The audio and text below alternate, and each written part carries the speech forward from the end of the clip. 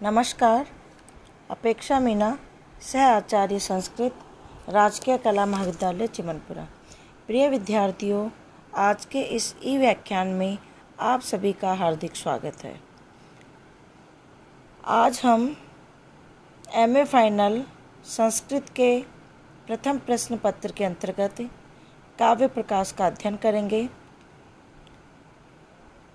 काव्य प्रकाश के अंतर्गत हमने प्रथम उल्लास, द्वितीय उल्लास और तृतीय उल्लास का अध्ययन कर लिया है। वह अभी हम चतुर्थ उल्लास का अध्ययन कर रहे हैं।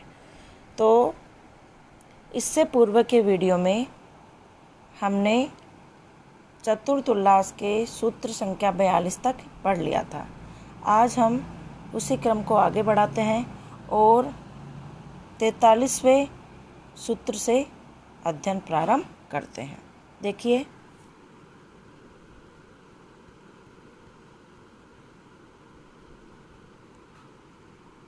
इससे पूर्व के वीडियो में मैंने आपको बताया था कि अभिधा मूल या विवक्षिता अन्य परवाच्य ध्वनि के अलक्ष्य क्रम व्यंग्य तथा सलक्ष्य क्रम व्यंग्य नामक दो भेद होते हैं। उनमें रस, भाव, रसाभास, भावाभास, भावोदय, भाव संधि, भाव सबलत्व और भाव शांति, ये आठों जब काव्य में प्रधान रूप से स्थित होते हैं तब रस आदि रूप अलक्ष्य क्रम व्यंग्य ध्वनि काव्य कहलाता है।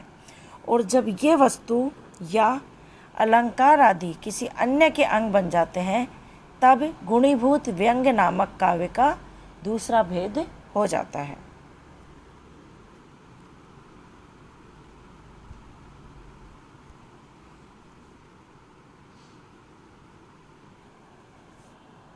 दूसरा भेद हो जाता है। यह अलक्ष्य क्रम व्यंग्य के स्वरूप का निरूपण किया गया था। इनमें सबसे प्रधान रस है, इसलिए अब रस के स्वरूप का वर्णन किया जा रहा है। देखिए, कारणान्यत कार्याणि कारणान्यत कार्याणि सहकारिणी यानि च रत्यादेः स्थायिनो लोके तानि च नाट्य काव्ययोः विभावा अनुभावस्तत् कथ्यन्ते व्यभिचारिणः व्यक्तः स तैर्य विभाव आधई स्थायी भावो रस स्मृतम। यहाँ पर रस किसे कहते हैं? रस के स्वरूप का वर्णन किया जा रहा है। देखिए, लोक में रति आदि रूप स्थायी भाव के जो कारण, कार्य और सहकारी होते हैं।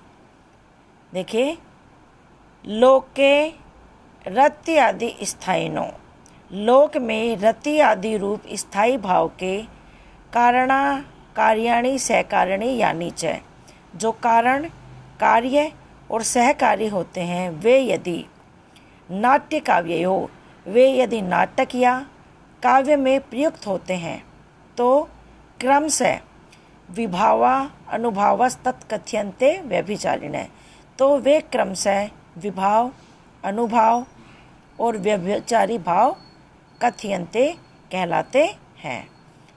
स और उन विभाव आलंबन या उद्दीपन आदि रूप कारण, कार्य और सहकारी के योग से व्यक्त स वह रति आदि रूप स्थायी भावो रस स्मृत, स्थायी भाव रस कहलाता है। देखिए क्या कह रहे हैं, लोक में रति आदि स्थायी भाव के जो कारण, कार्य और सहकारी होते हैं, वे ही यदि, क्या कह रहे हैं, लोक में रति आदि स्थायी भाव के जो कारण, कार्य और सहकारी होते हैं, वे यदि नाटक में या काव्य में प्रयुक्त होते हैं तो वे क्रमशः विभाव, अनुभाव और व्यभिचारी भाव कहलाते हैं। और उन विभाव, आलंबन व उद्दीपन आदि रूप कारण कार्य और सहकारी के योग से व्यक्त वह रति आदि स्थायी भाव ही रस कहलाता है। इस कारिका में बताया गया है कि विभाव, अनुभाव और विभाव, अनुभाव व सहकारी अर्थात व्यभिचारी भाव तथा स्थायी भाव से रस की निष्पत्ति का वर्णन होता है। क्या कह रहे हैं यहाँ पे, क्या बताया जा रहा है कि विभाव, अनुभाव, व्यभिचारी भाव तथा स्थायी भाव से रस की निष्पत्ति होती है। और बताया गया है कि यदि कि रति आदि की उत्पत्ति के जो कारण हैं वे विभाव शब्द से और कार्य अनुभाव शब्द से और सहकारी व्यभिचारी भाव से कहे जाते हैं। क्या कह रहे हैं कि जो रति की आदि की उत्पत्ति के जो कारण हैं वे विभाव कहलाते हैं, जो कार्य हैं वे अनुभाव कहलाते हैं और जो सहकारी कारण है वे व्यभिचारी भाव के नाम से कहे जाते हैं। इनमें से रति आदि के कारण का नाम विभाव है। रति आदि के कारण दो प्रकार के होते हैं, एक आलंबन रूप और एक उद्दीपन रूप।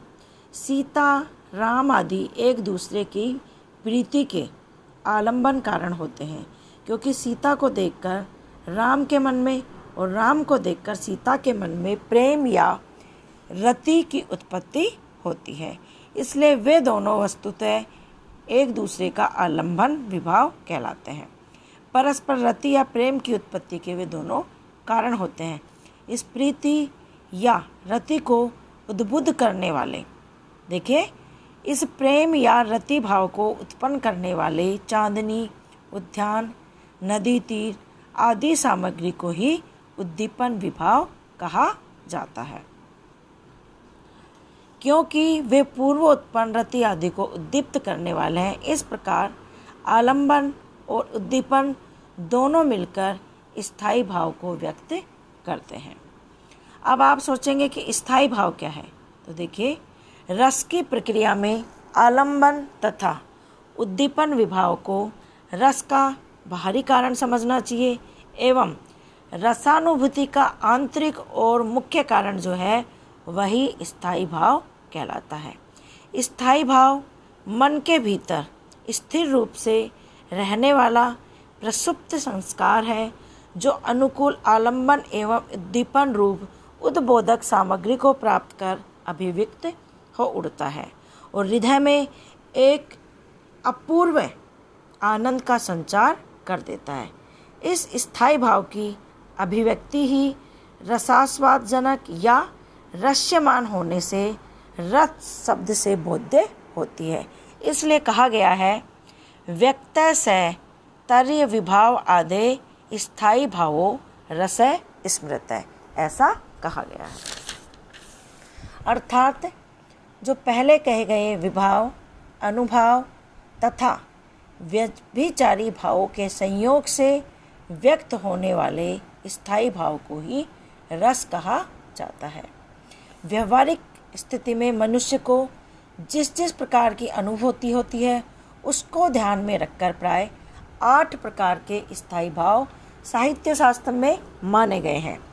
काव्य प्रकाशकार आचार्य मम्मट ने उनकी गणना इस प्रकार से की है। देखिए, रतिर्हासश्च शोकश्च क्रोधो उत्साहो भयम तथा जुगुप्सा विस्मयश्च इति स्थायी भावा प्रकीर्तितः। अर्थात रति, हास, शोक, क्रोध, उत्साह, भय, जुगुप्सा, घृणा और विस्मय, ये 8 प्रकार के स्थायी भाव साहित्य शास्त्र में कहलाते हैं।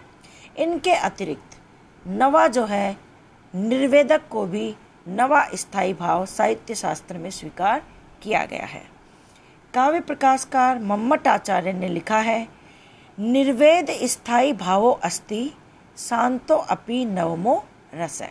अर्थात इस प्रकार 9 स्थायी भाव और उनके अनुसार ही श्रृंगार, हास्य, करुण, रौद्र, वीर, भयानक, विभत्स, अद्भुत और शांत, ये 9 प्रकार के रस माने गए हैं।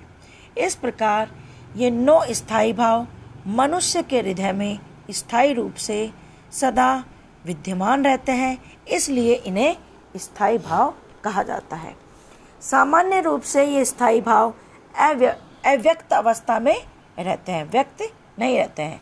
सामान्य रूप से वे मनुष्य के हृदय में स्थायी रूप से रहते हैं किंतु अव्यक्त अवस्था में रहते हैं, किंतु जब स्थायी भाव के अनुकूल विभाव आदि सामग्री प्राप्त हो जाती है तब वह व्यक्त हो जाता है और रस्यमान या आस्वाद्यमान होकर रस रूपता को प्राप्त हो जाता है।